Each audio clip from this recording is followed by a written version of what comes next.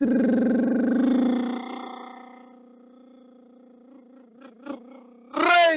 out of Africa. I am Y311H, child of God. I welcome you on today's episode to help us in spreading good vibes and love to the whole world. Peace, honesty, forgiveness, and ensure that everyone understands the importance of unity and repentance to the Almighty Creator. And all this, my friends, we shall be doing as we react to good vibes videos together with you, child of God, which are from across the whole world. Videos with different types of informations, funny, hilarious, educative, you name it. And all these videos, we get to go through them together. But always, my friend, we are full of strength in our hearts and our souls because we feed constantly from the book of life, the guide of human beings, the constitution of all earthlings, which, my friend, is the book of wisdom.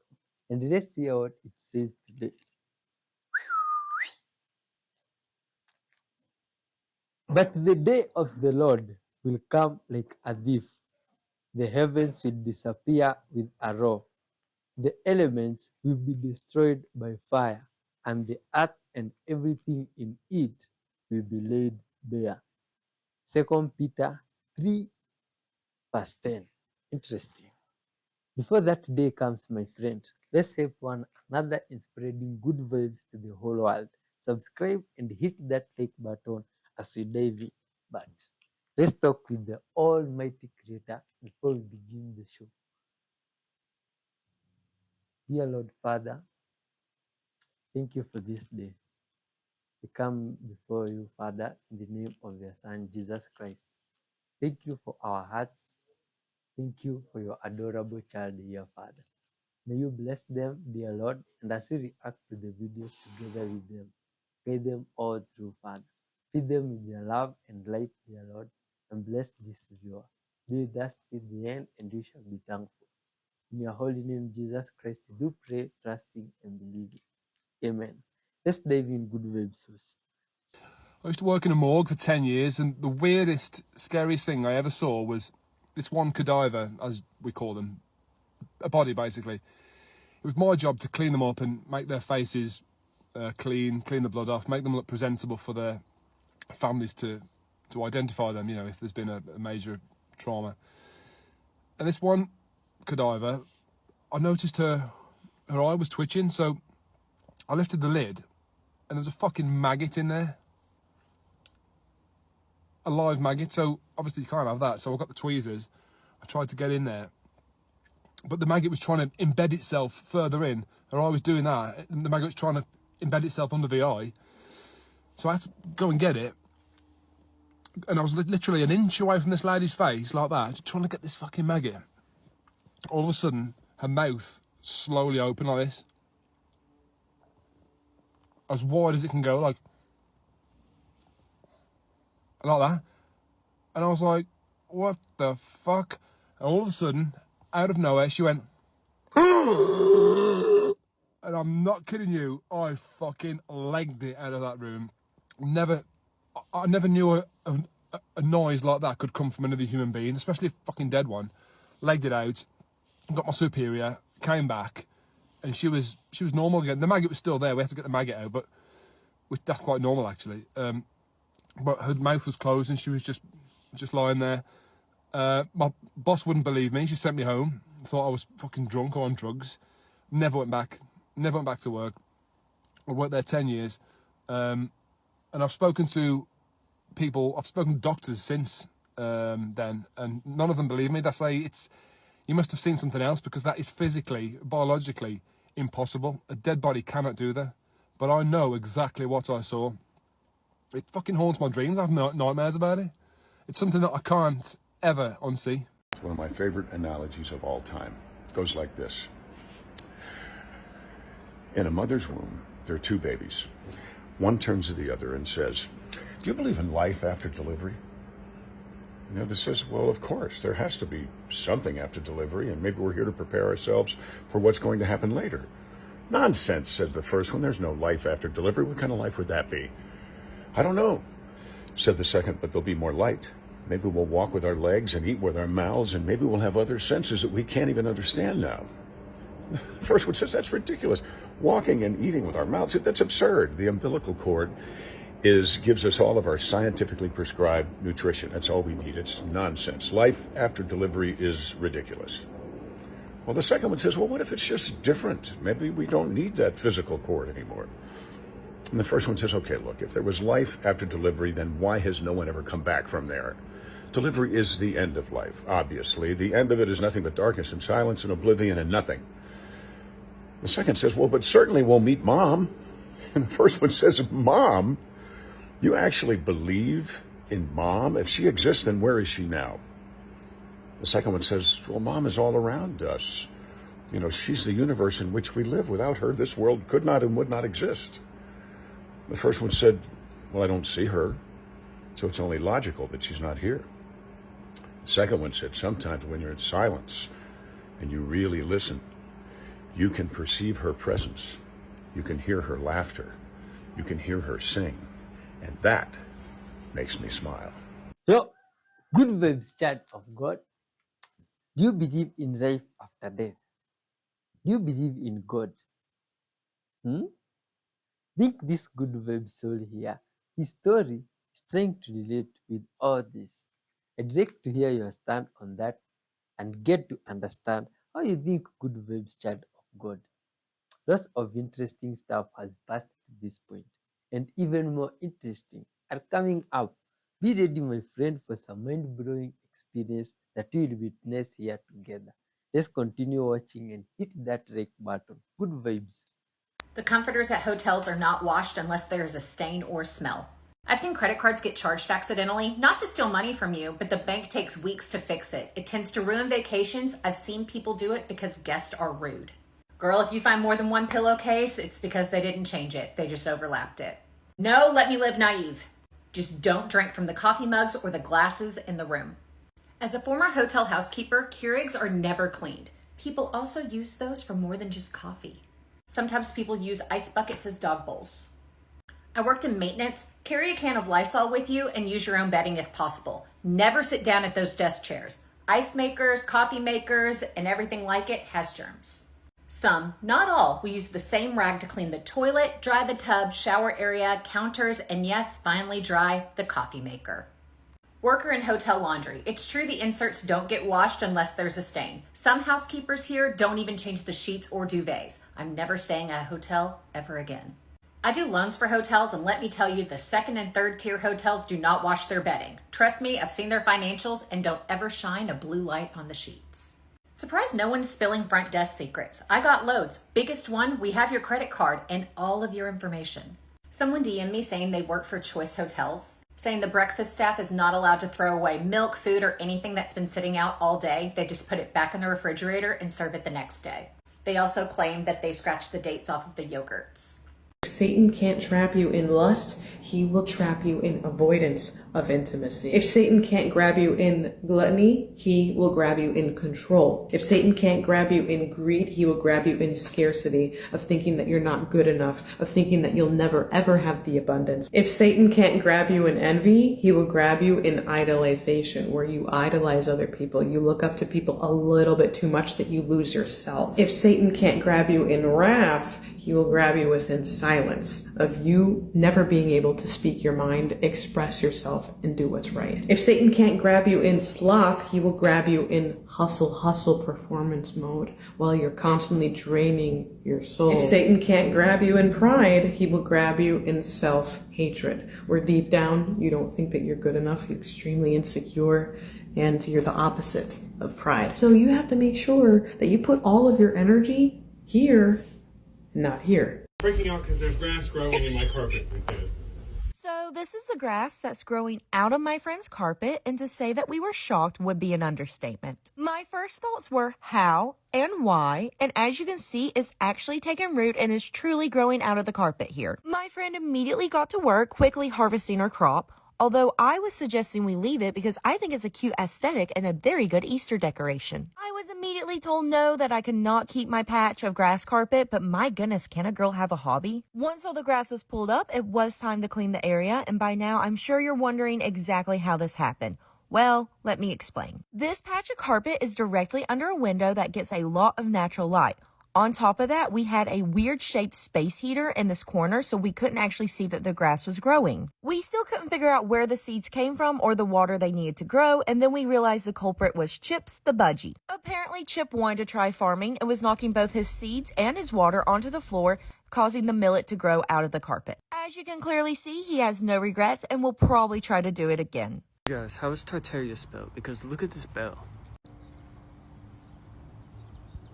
What does that actually say? What's the symbolism on it as well? And is that the older version of JC? Of course, when they beat the dragons, the snakes, on humanity. And who said the mother was taken out of real Christianity? The mother was always the key influence. Baby JC. Mother. This is mind-blowing and something to think about. Do you ever think about what happens to the bodies after you leave a funeral procession? Why do I ask? Because there's a viral video that's going around where a guy explains how he allegedly believes, because of the weight of some of the caskets, that there are no bodies in them. So this gentleman right here claims that while he was on his side gig of digging graves, he's seen things that have led him to believe that there are no bodies inside the caskets. So basically, while he was digging a grave, the cemetery director walked over to him and said, "Hey, we need to dig up that grave." So he went ahead and they dug up the casket. Upon digging up the casket, it came up uneven, a little crooked, sideways is what he says, like it didn't have enough weight in it. So after that, the funeral director told him it should be lifted up manually. So they went ahead, they lifted it up manually, and that's when he felt that it wasn't heavy enough, and he said to himself, "I don't think there's a body inside this." So he basically asked, "Why is this casket so light?" The funeral director turned to him and said, "Don't ask questions that you're not ready for."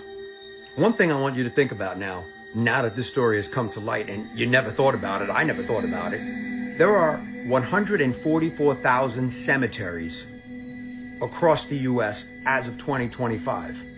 One question you should be asking is, when was the last time you seen them build a new cemetery?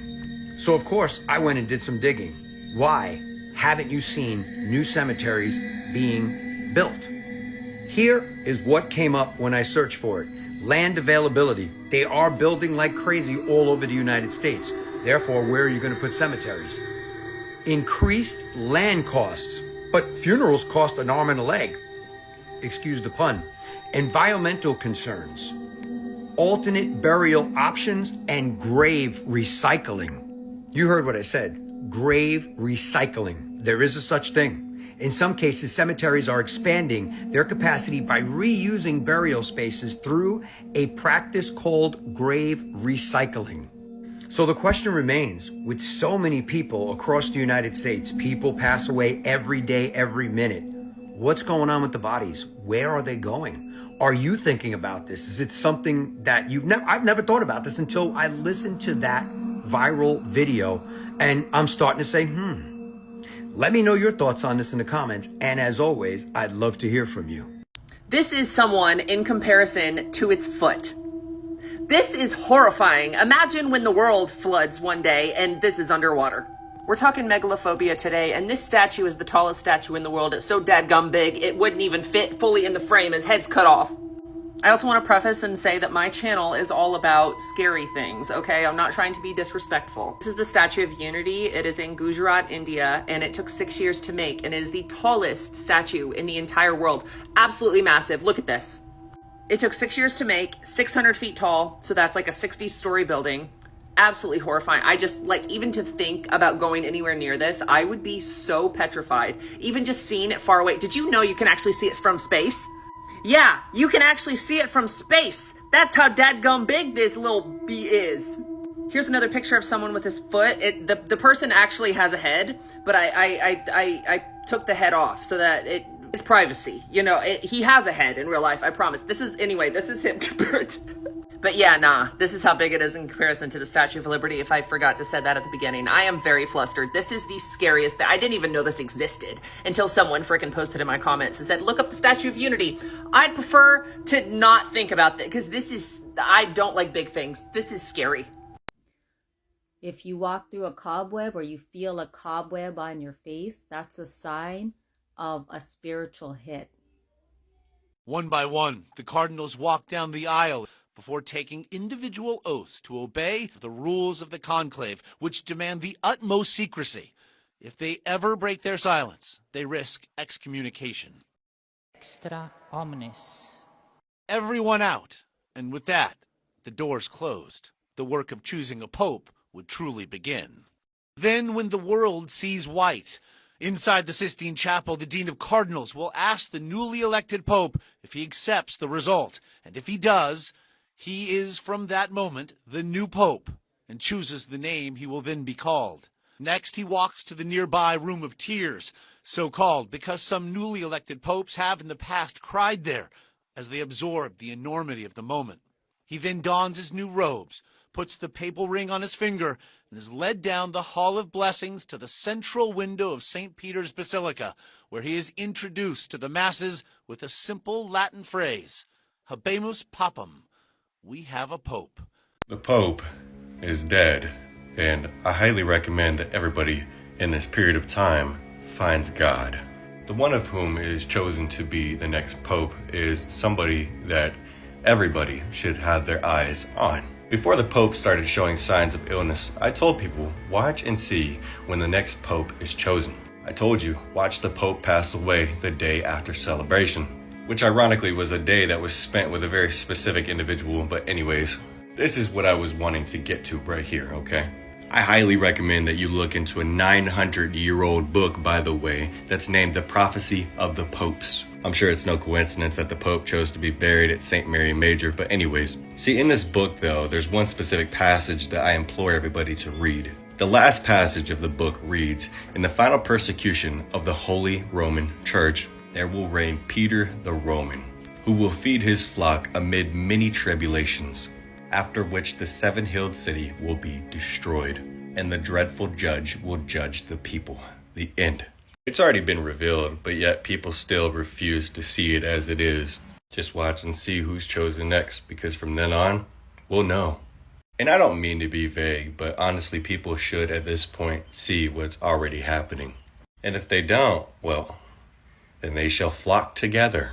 So this is why knots is a unit of speed? It goes all the way back to a time when sailors had no GPS, no radar, but they did have a lot of rope. They used this thing called a common log, basically a wooden wedge that's tied to a long rope with evenly spaced knots like this. They'd toss the wedge off the back of the ship, let it float and drag behind, while the rope unspooled as the ship moved forward. After a set of time, they'd stop the rope and count how many knots had gone out. Wait a minute, that just measures distance. Yes, but since they already knew the time, they could work out the speed because speed is distance over time. Well, my friends, about this Pope issue thing, myself, I don't know much about it. I'm even surprised to see the process that is used to elect one of them. You see? Anyway, but about the cobwebs hit. Now, when we visit the grandmother's side, you see, or the village, you see, even if we come from the village, now there is the real village, you see, where the grandmother usually stays. It's far from the village where you come from. The big, now that is the real village where people use huts, live in huts, no electricity, they walk barefoot. One day we might show you guys there, but now they are good vibe source.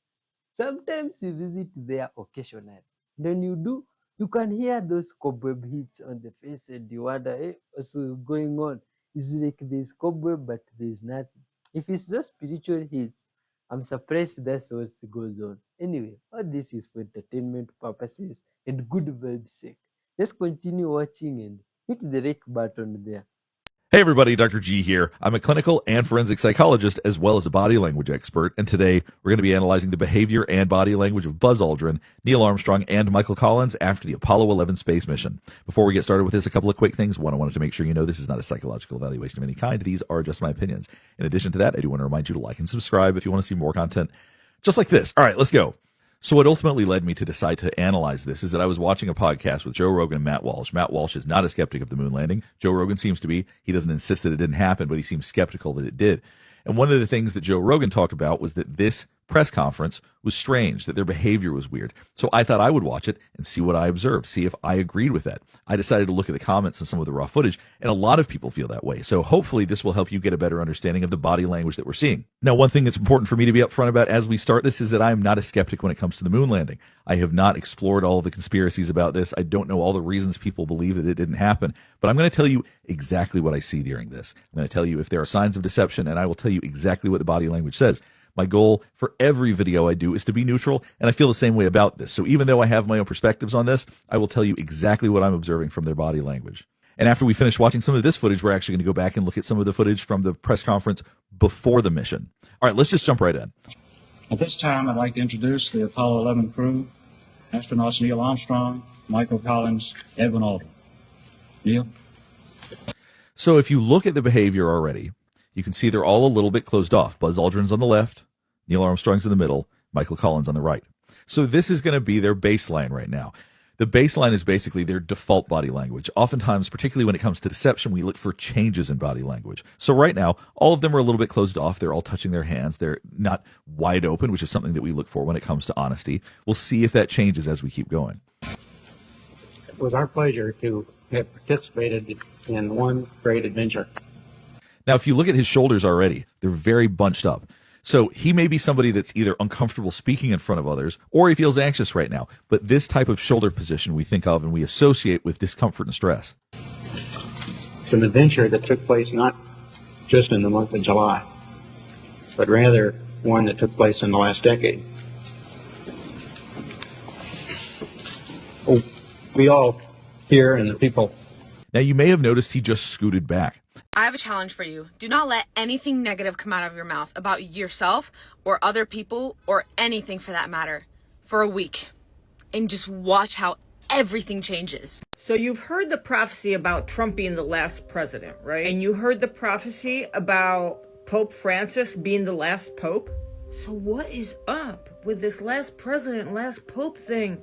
I'm not one to believe in the end times, but all we hear about are prophecies about the last president, prophecies about the last pope, Armageddon, the apocalypse. Both do not mean the end of the world. They mean the beginning of the new world. So when I see different people like Saint Malachi, Nostradamus, and everybody else that is a prophet, Baba Vanga, Dolores Cannon, there is not one person that did not prophesize the Antichrist, Jesus returning. It's like the serpent that is biting its tail off. It's the end of a cycle and the beginning of a new cycle. But this is the thing. These are all different people in all different eras saying these things. Once or twice, I believe you when you say it's a coincidence, but I'm seeing dozens and dozens of patterns here. So let's talk about what's going to happen now that the Pope just passed away. The St. Malachi prophecy says that he was going to be the last Pope. It coincides with Nostradamus' prophecy about the 7 hills burning. 7 hills in the city will be destroyed. What city has 7 hills? Well, the Vatican City. If we go back in time, who's the Vatican? Who is the Catholic Church? It's the Holy Roman Empire. So the Holy Roman Empire is finally collapsing? Saint Peter, the apostle of Jesus, was the first pope. He was also crucified like Jesus, but he was crucified upside down. In fact, the upside down cross is the cross of Saint Peter. The prophecy of Saint Malachi says that the last pope is Peter of Rome. This is a full circle prophecy now. He says that there will be 112 popes before the last judgment. But it doesn't mean the end of the world. It means that after the 112th pope, Pope Francis that just passed away, there's going to be a period of anarchy, and this will lead to the downfall, the demise of the Roman Catholic Church, but in reality, it's the demise of the Holy Roman Empire. Have you ever judged a book by its cover? Well, please, for the love of God, don't do that with Michael Jackson. See, because of how Michael Jackson spoke and because of his size, people thought he was soft. Michael Jackson wasn't soft. Just as Tupac, he learned that the hard way. Now, what I'm about to tell you is an industry rumor.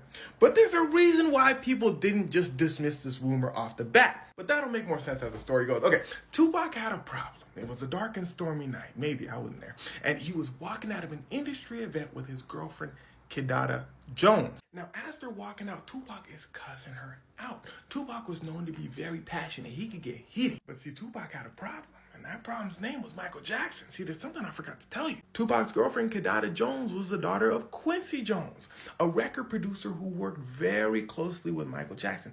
So Michael Jackson saw Kidada as a niece. So Tupac basically cussing out Michael Jackson's niece. Michael Jackson did Tupac? Tupac said, Michael Jackson did too. Hey, yo, Pac! Yeah, Michael Jackson could sound like a grown man when he wants to. His voice is actually pretty deep. Tupac said, ooh, that sounds like a grown man. Oh, it's just Michael Jackson. Michael Jackson said, yeah, it's just me, Pac. You don't talk to her like that. No, you don't do that. Pac said, man, they grabbed Pac. They said, Pac, chill. That's Jackson. Tupac said, man, Michael Jackson, Michael Jordan, Michael Bublé. He talking crazy. They said, no. We said, that's Jackson. Hands Jackson. He be throwing them things. Yeah, word on the street is Michael Jackson could fight. You gotta understand, Michael Jackson grew up with a hard father and a bunch of brothers. If there was a problem, you get in that boxing ring and you throw hands. Michael Jackson was quick and very coordinated. Y'all seen that boy dance. They said it was the same in the ring. Tupac said, yeah, and I'm Tupac. They said, we know. You can't fight. Yeah, word on the street is Tupac liked to fight, but his hands wasn't all the way there. Kidada said, yeah, that's Uncle Mike, Pac. I wouldn't do it. Pac said, man, didn't I tell you to quiet down? Michael said, oh, so now that you done heard about me, it's all quiet now, huh? Tupac said, who quiet? Jackson goes, you? Ooh, spooked him. Listen to your little friends. But like I said, Tupac be getting it in. Tupac said, hell no. So the two start scrapping. A scuffle ensues. They get separated by both camps. And what do we say about them hands? Apparently, Michael Jackson gave Tupac a two-piece. But they quickly get separated, and that was that. Now, here's where things start to get wicked. Like I told you in the beginning of this video, this whole story is a rumor. But why this rumor wasn't immediately dismissed is because people knew who Michael Jackson and Tupac were as people. Everything I told you in this video. Tupac be cussing people out. Entirely possible. If Michael Jackson catches you being disrespectful to someone, it doesn't even have to be someone he knows. I can guarantee you Michael Jackson is going to step to your face and tell you to watch your mouth. That's who Michael Jackson was as a person. Ask Jay Leno. Michael Jackson said, yeah, Jay Leno was talking crazy about me, so I had to choke him. The interviewer said, you had to what? Michael Jackson said, no, it was all in good fun.